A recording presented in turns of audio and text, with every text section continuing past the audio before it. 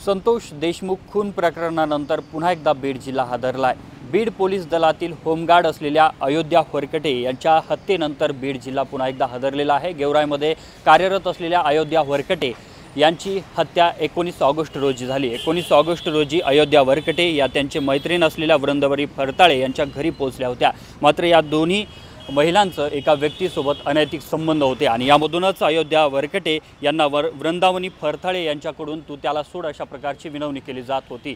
मात्र होमगार्ड असलेल्या अयोध्या वरकटे यांनी संबंधित तरुणाला आणि त्याच्यासोबतच्या अनैतिक संबंधाला सोडण्यास नकार दिला आणि यामधूनच वृंदावनी फरताळे यांनी त्यांची हत्या केली आणि हत्येनंतर त्यांचा मृतदेह बीड शहरापासून अगदी जवळच असलेल्या उमरत जहागीर परिसरामध्ये नेऊन टाकला आणि यानंतर 20 ऑगस्ट रोजी बीडच्या याच शिवाजीनगर पोलिसांमध्ये मिसिंग कंप्लेंट दाखल झाली आणि त्यावरून पोलिसांनी तपास सुरू केला।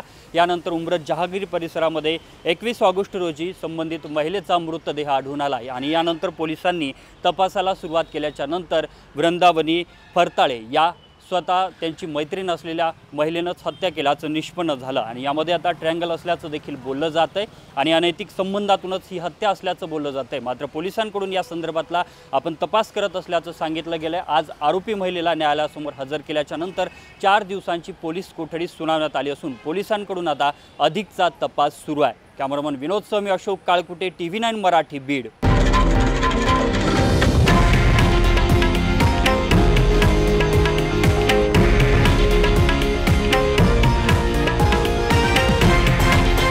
हे आहे देशातील नंबर 1 न्यूज नेटवर्क आणि आपण पाहत आहात TV9 मराठी, एकमेव।